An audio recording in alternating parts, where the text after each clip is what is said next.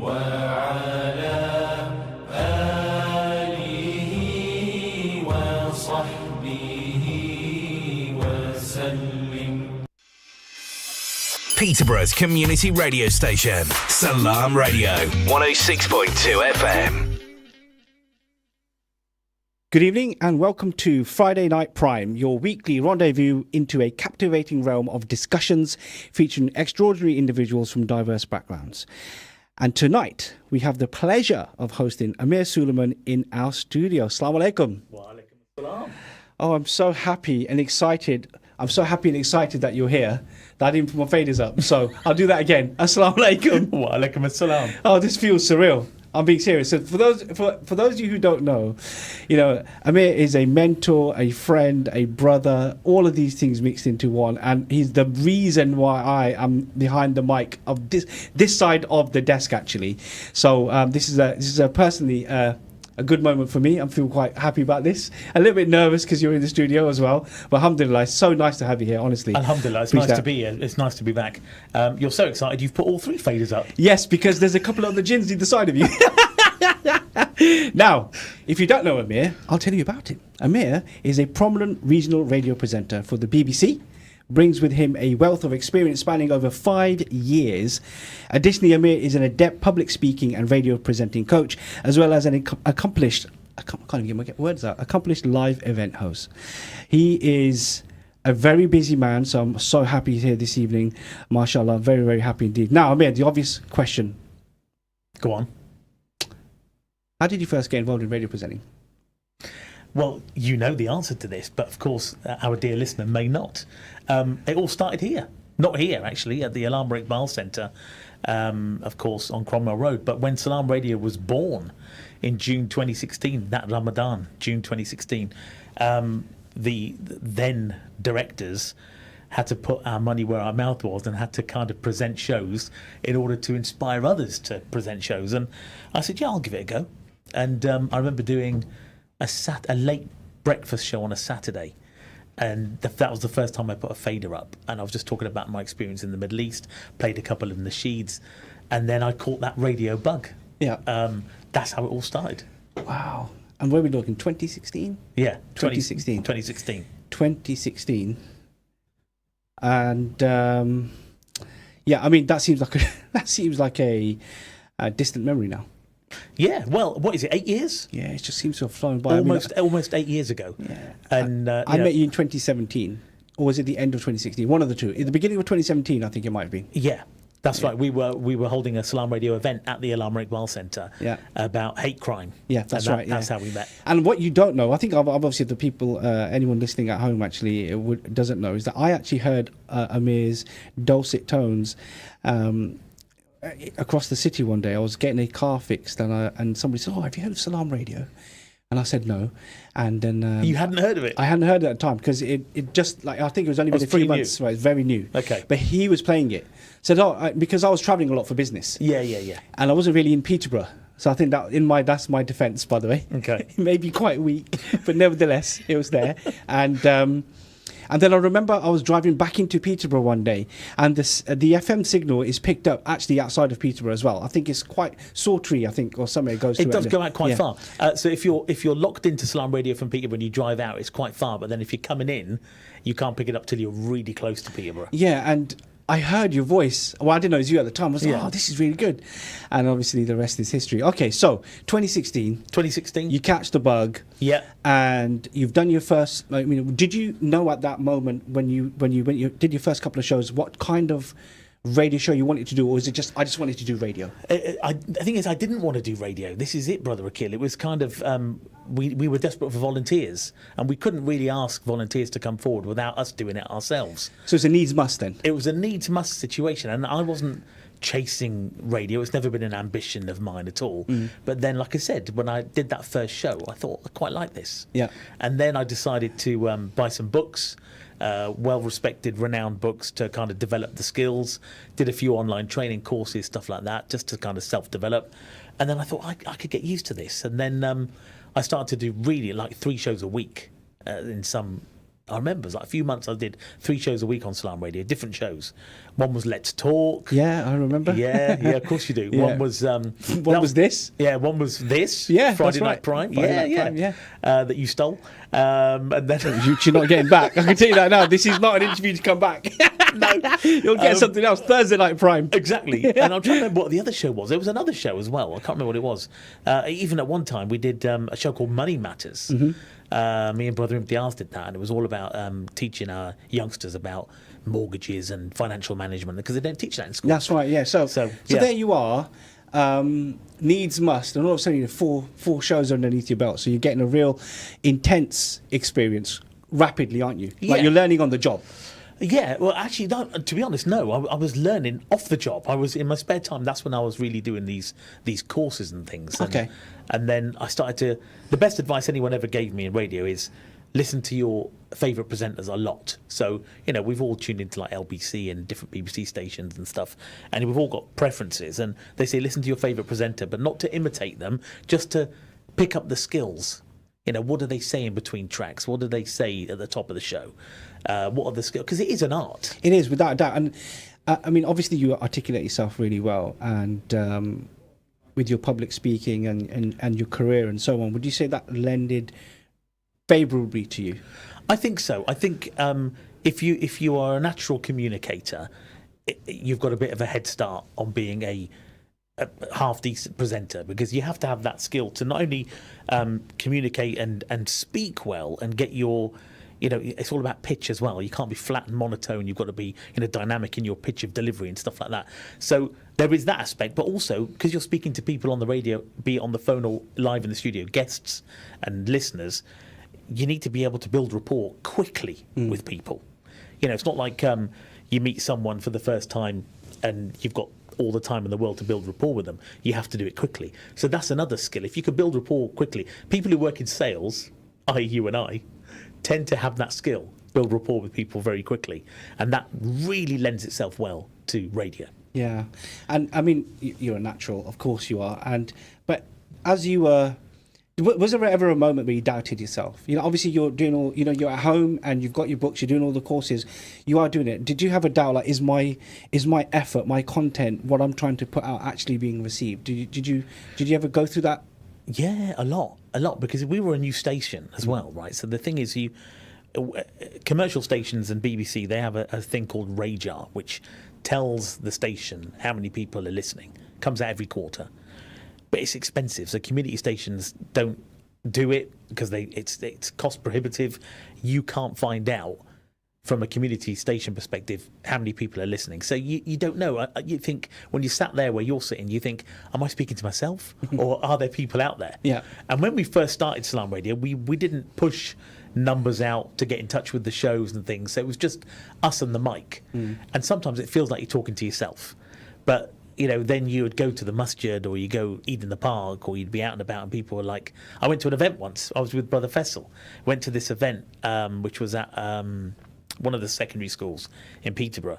And I was talking to Brother Faisal and there was a guy in front of me and he turned round and he said, are you with Salam Radio? I said, yeah. Do I know you? He goes, no, brother, I recognise your voice.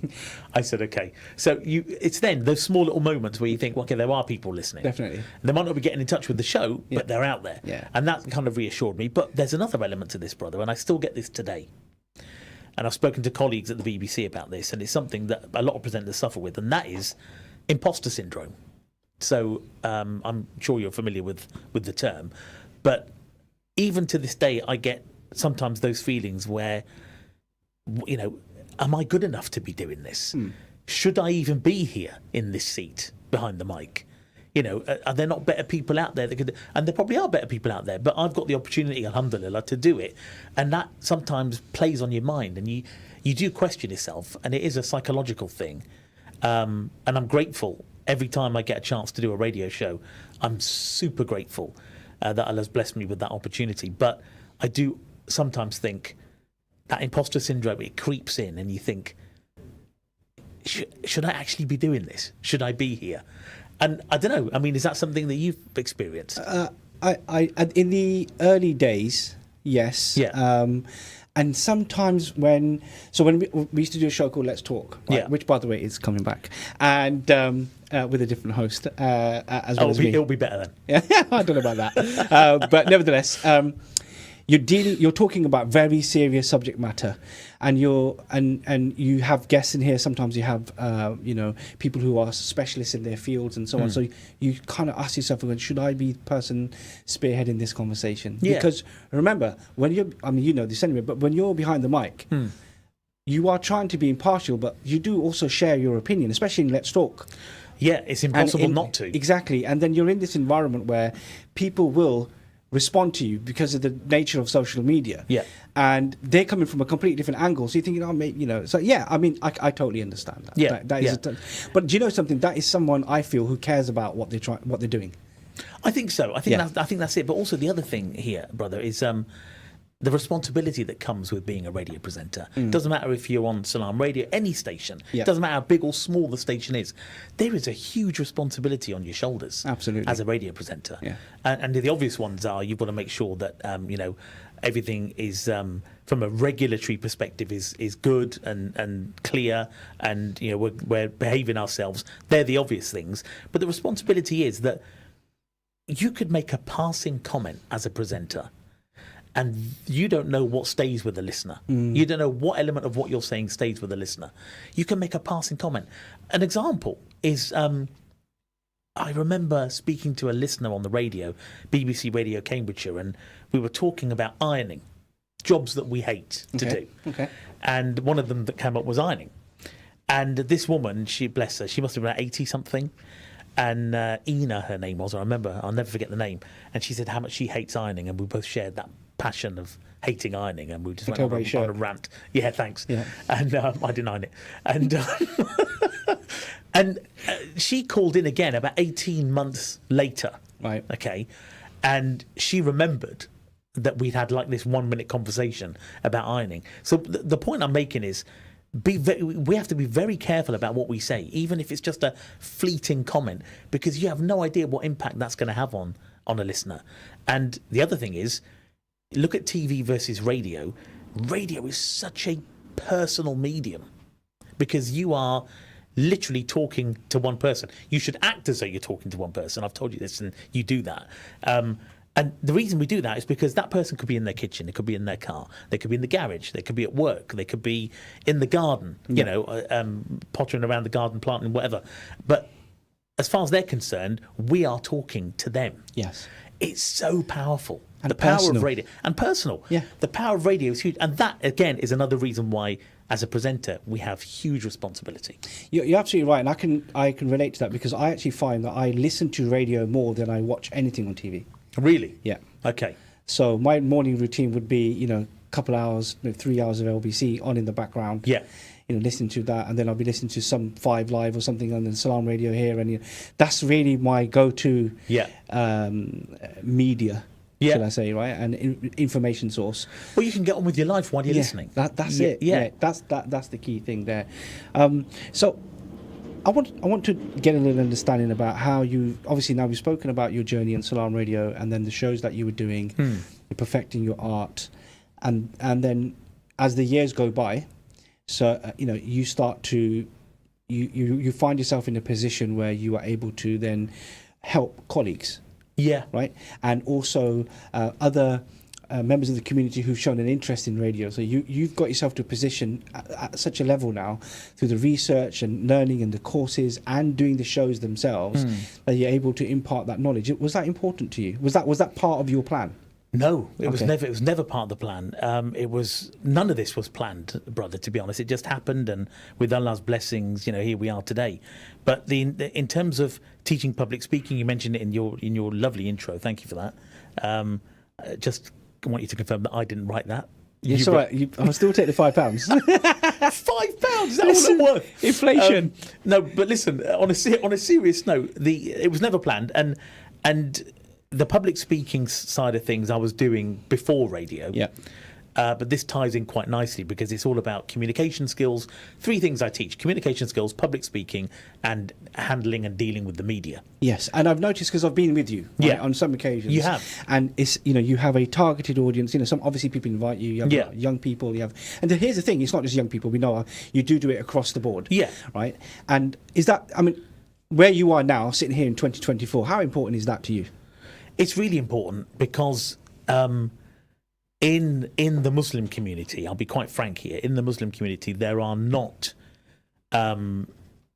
not enough people going into masajid and speaking to young British Muslims about communication skills. And we know, and I know, that being able to present yourself correctly in any situation is really key for young people to be able to climb that career ladder. Yeah, it's so important. Absolutely. If you can't communicate well, you will be at a disadvantage. So teaching, particularly the youth, how to do that is something that's really important to me. And I haven't done it in a while, but inshallah, I hope to do it again in August. There's an opportunity coming up in Leeds. So to answer your question, it's very, very important to me. I know it's a cliche, brother, where we say, we want to give back, but it is genuinely something I enjoy doing, and giving back in that respect is something that is hugely important to me. And, you spoke about not just youth, but people of our age. There were mosque committees that I have taught media handling to, media interviews, how to conduct yourself in a media interview, especially if the media is pressing you with a controversial topic or a controversial line of questioning. How do you stay calm? How do you, because the last thing you want to do if you're stood inside your local mosque and the local press are interviewing you, you don't want to fly off the handle.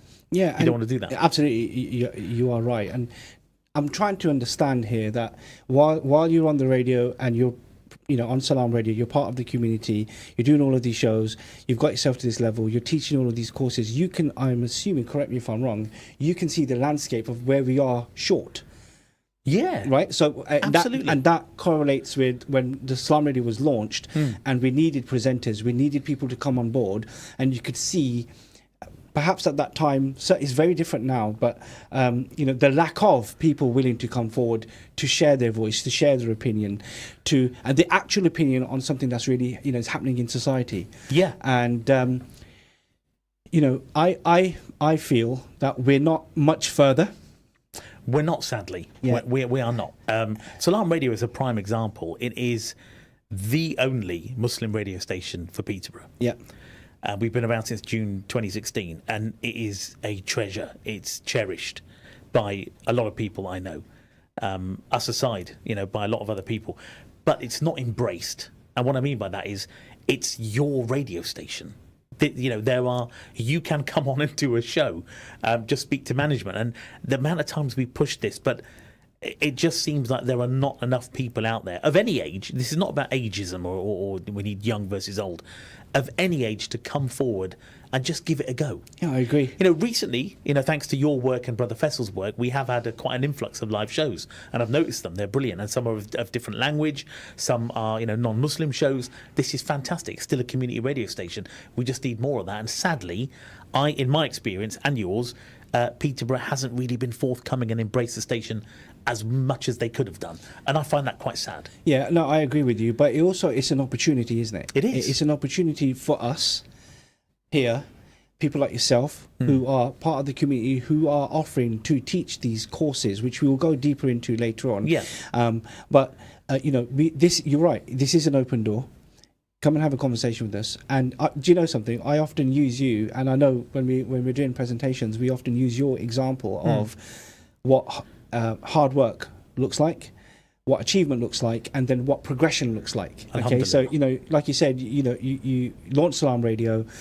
It was a needs must situation, and then you find yourself on BBC Radio Cambridgeshire.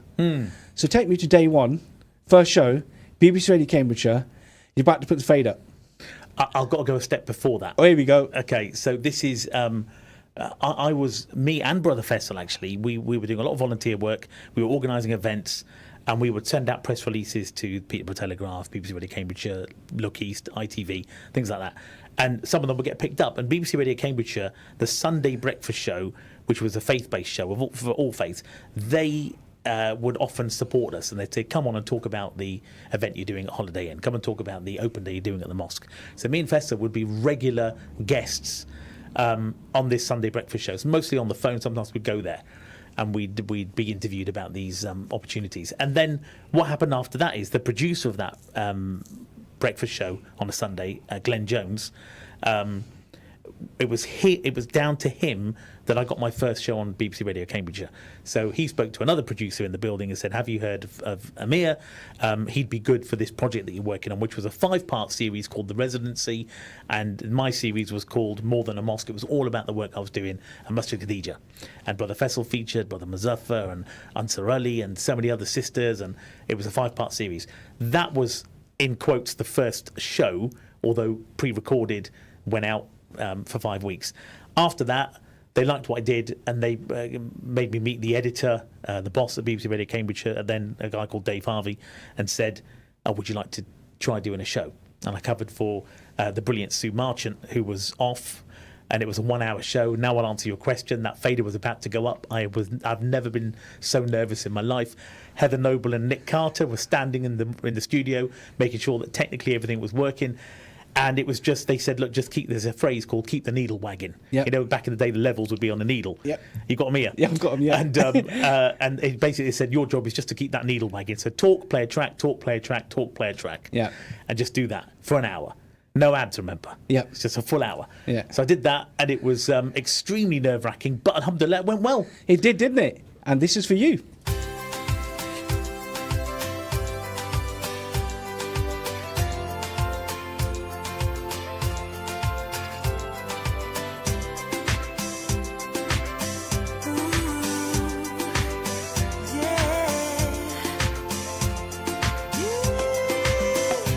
Today, smiles all around, both of you, shining with faces so bright. These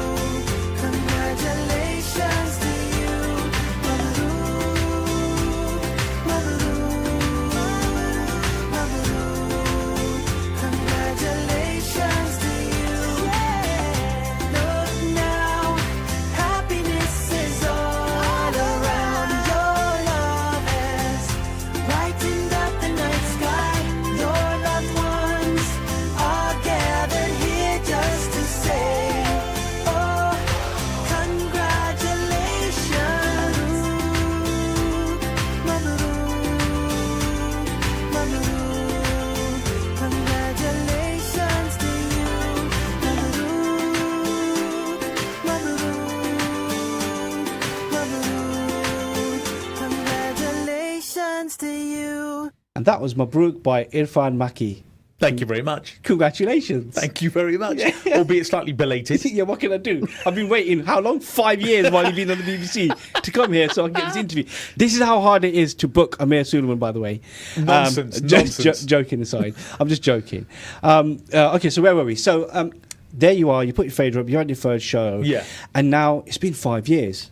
Yeah. And I have got an advert coming up in about 50 seconds. But it's been 5 years. And just like life, has it just flown by?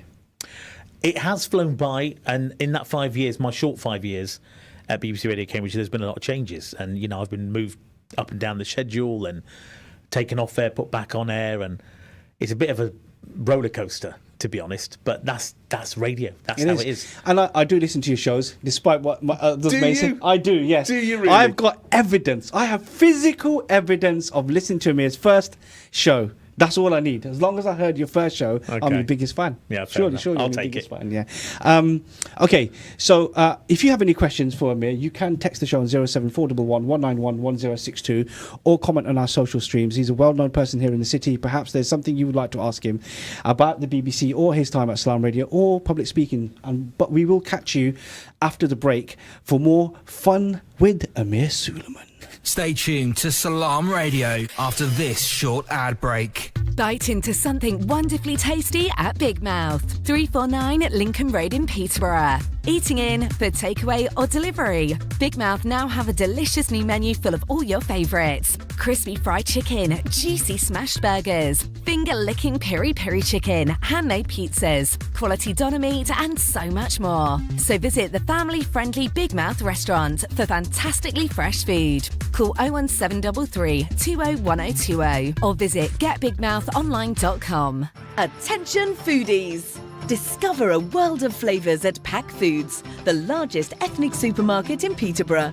Shop our vast selection of authentic ingredients from around the globe, including spices, marinated fish and meats, and exotic fruits at incredibly low prices. And the best part? We offer free parking. No more hunting for a spot. Come visit us today and explore the incredible range of flavours at Pack Foods, 232 Lincoln Road. At Cake Inn, all our cakes and slices are freshly baked for that delicious taste. At Cake Inn, we bake 100% vegetarian and halal eggless fresh queen cakes. Delicious flavoured cakes for birthdays and weddings, ceremonies and all other occasions, with free customised messages, even balloons and candles too. Order for delivery or collection from Cake Inn, 489 Lincoln Road, PE1 2PE, and your cake could be ready within 2 hours. Find out more and order online at cakein.co.uk or call 01733 496 584. Whether you visit the Berry Furniture Showroom at 78B Fengate in Peterborough or view and buy online, you'll be amazed at the quality and style you could enjoy in your home. With beds from just £299 and complete 321 sofa sets from less than £1,000, you'll also be amazed at their wholesale prices too. Plus, there's a 1-year free warranty on sofas and beds, subject to conditions. Find out more, click on Berry, that's BERRE furniture.co.uk or call 01733 300 517. Peterborough. Who said good quality fried and grilled chicken has to be expensive? At Sam's, we take pride in every piece of chicken that leaves our kitchen. Just one bite of our chicken or burgers is all it takes to realise we are the best. Visit us at our brand new place at 333 Lincoln Road, PE1 2PF. Or order a delivery through Just Eat, Uber or Deliveroo. Sam's, the home of great tasting chicken for over 30 years. Masterminds Tuition Academy is for your high schoolers, your something to provers, your subject strugglers and keen learners, your brave jumpers and fist pumpers. Affordable personalised learning plans are delivered through our centres in schools across Peterborough. But not to worry, we also provide online and home visits with flexible timings. Whether it is maths, English, science or 11+, Masterminds is a must. Find us on all socials and visit our website mastermindstuitionacademy.com or call us on 07516 166 003. Masterminds, master the matrix. For the top pizza in Peterborough, visit Top's Pizza, established in 1988 for delicious pizzas with freshly made dough daily. View the extensive and mouth-watering menu online at topspizza.co.uk, then choose from traditional tasty toppings, something different, or create your own with fresh, 100% halal meats, salads, veg, and a great choice of sides too. Call into Top's Pizza, 52 Broadway, PE1 1SB. Call 01733 913 775 or order online for delivery or collection.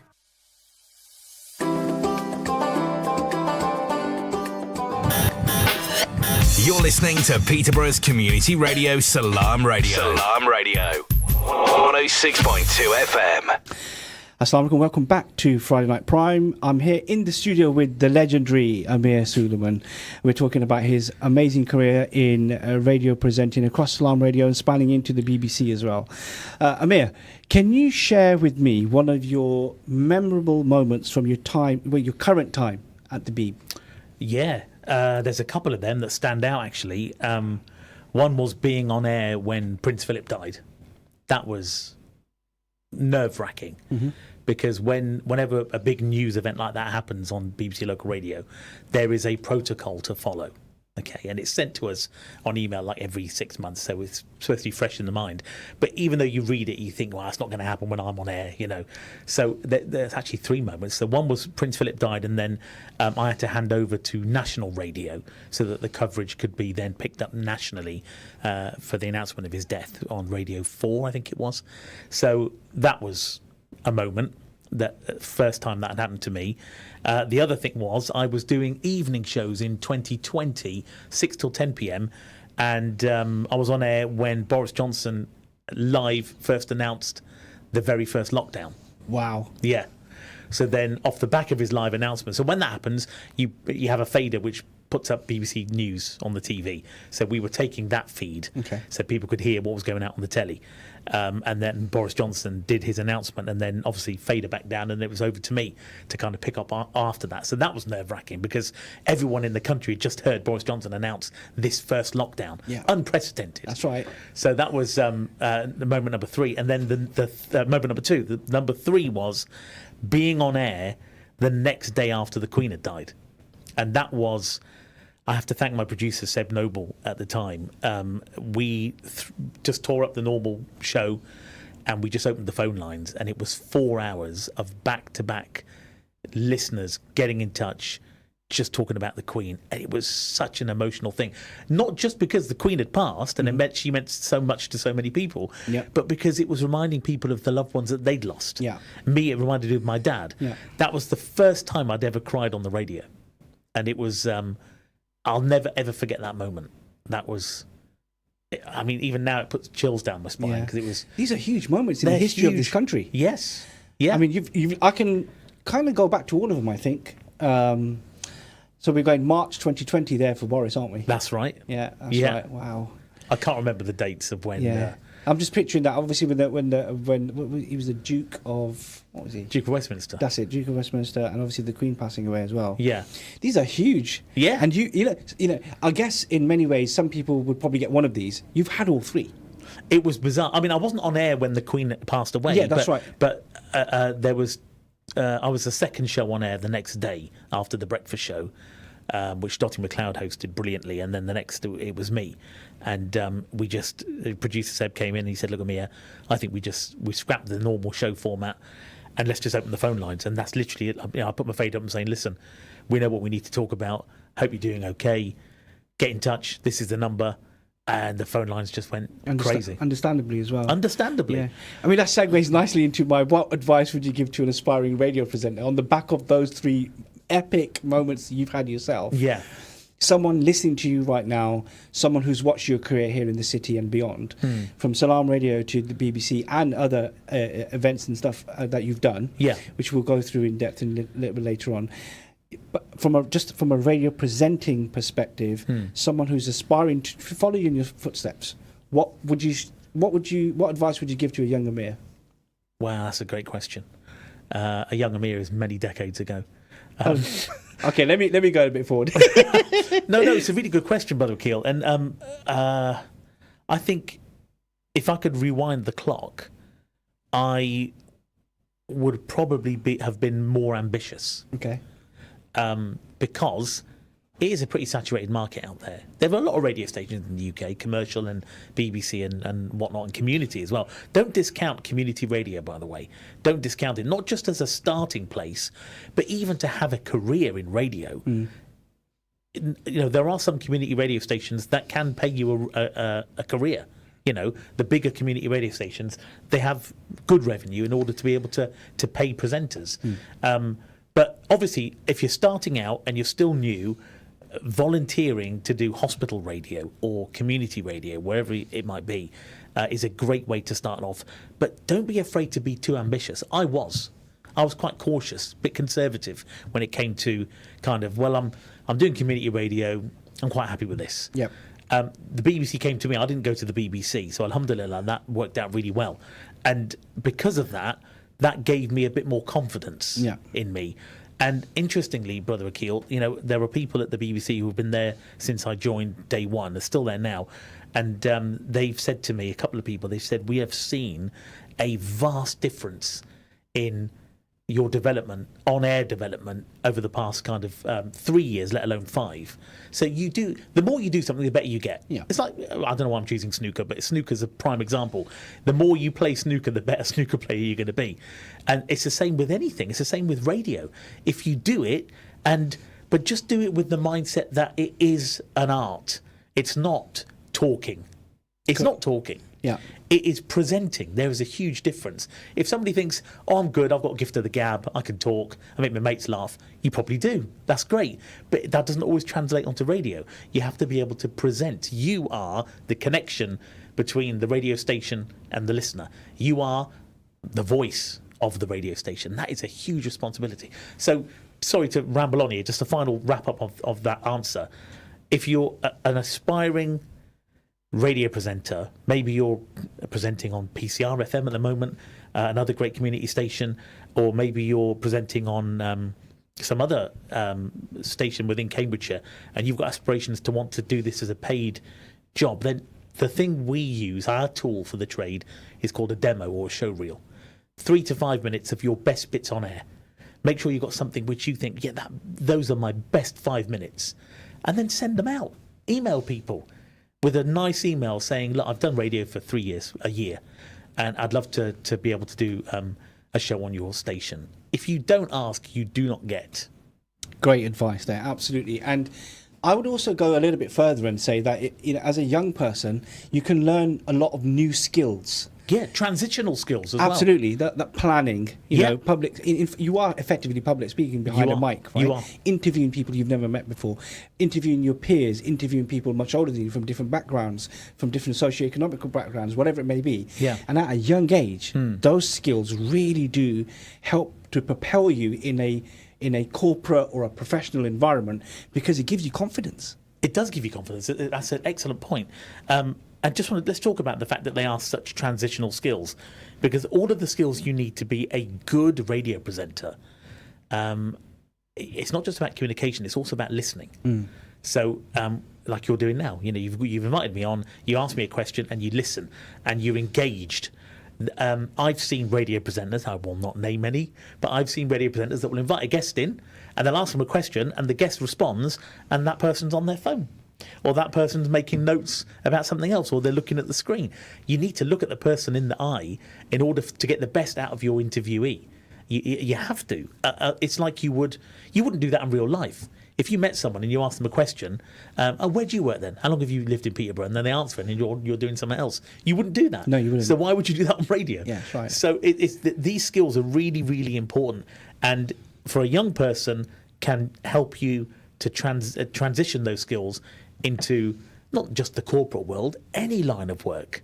It's communication. It's a basic skill that I really wish more young people try to develop. Because honestly, I've got kids who are young, and I say young, they're young adults, and I like to think that the skills that I've imparted upon them has definitely helped them in their student life, in their early careers. That's one strong point I would love to just reiterate. Help your kids to be effective communicators. It can make all the difference. Yeah, and that also includes, if you are not one yourself, seek that support. Yeah. Go to events, take up that opportunity. Exactly. Submit your work. If you've got a show reel, like you just said, take that opportunity. Send it in. 100%. Ask the question. So knock on the door, ask the question. Yeah. Get involved as a parent. And sadly, I know certainly from my growing up myself and seeing it, even to this day now as well, there are many people out there, many parents out there who just send their children off to school, have nothing to do with what's happening at school, go to a parents' evening, completely disconnected, get a subpar or an average report, think, oh, okay, that's fine.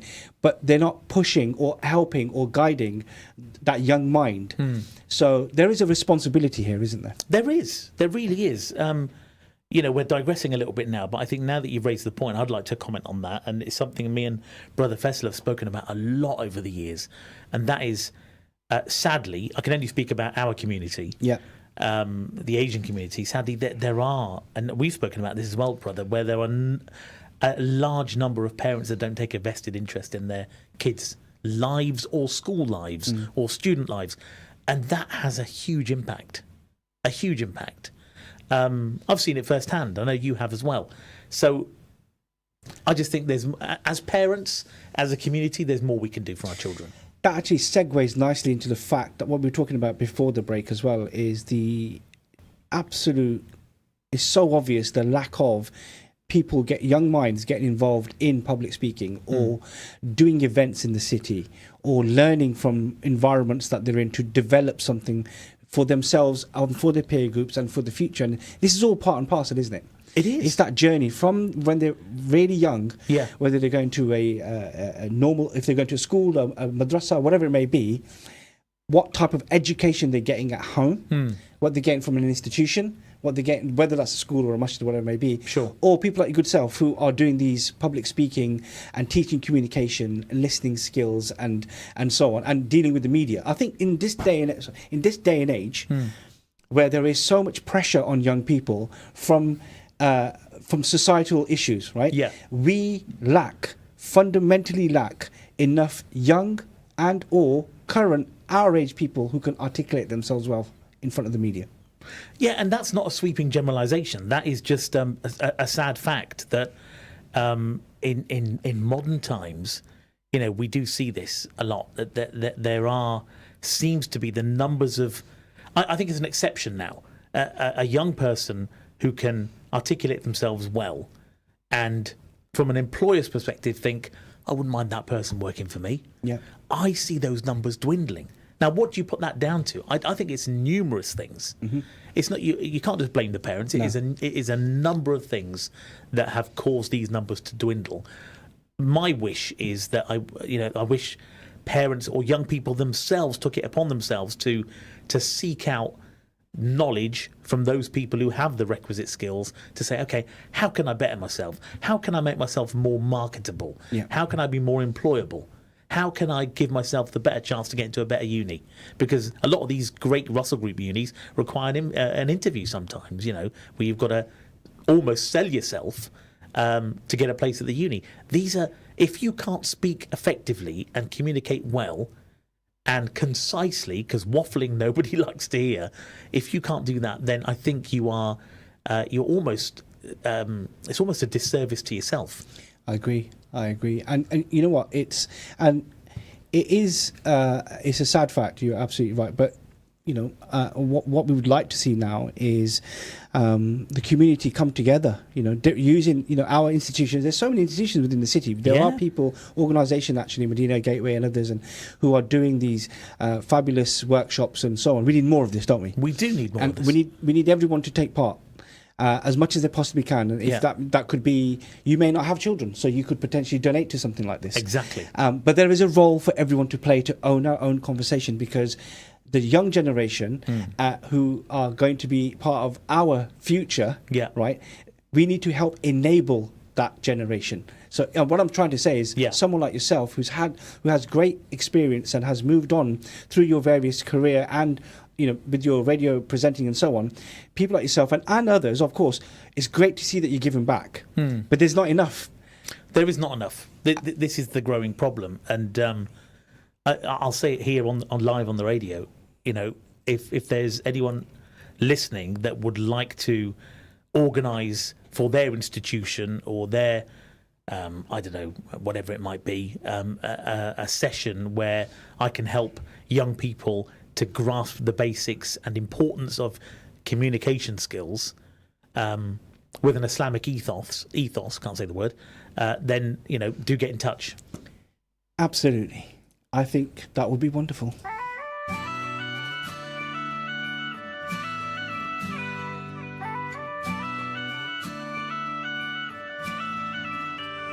You could try turn off the sun, I'm still gonna shine away, yeah, and tell everyone we're having some fun today. We can go wherever you wanna and do whatever you like. Let's just have a real good time. Assalamu alaikum, alaikum, yeah. Assalamu alaikum, alaikum, yeah. Assalamu alaikum, alaikum, yeah. Assalamu alaikum, alaikum, yeah.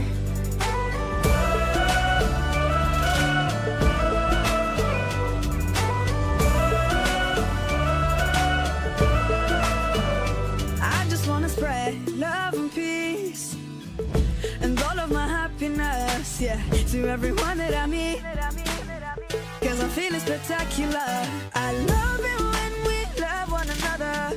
Give thanks every day for this life, even with a smile on my face. Assalamu alaikum, alaikum, yeah.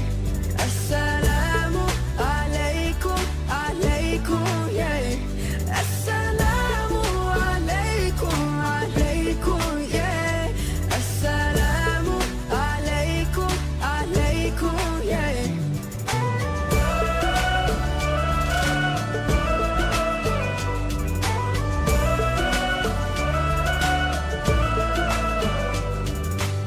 Spread peace on the earth, cherish the love that is around us. Spread peace on the earth, treasure the love that is around us. Always be kind, always remind one another. Peace on the earth every day. Assalamu alaikum, alaikum, yeah. Assalamu alaikum, alaikum.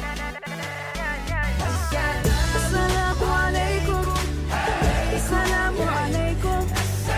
Assalamu alaikum. Wa alaikum assalam. Assalamu alaikum. Assalamu alaikum. Assalamu alaikum. Assalamu alaikum, yeah.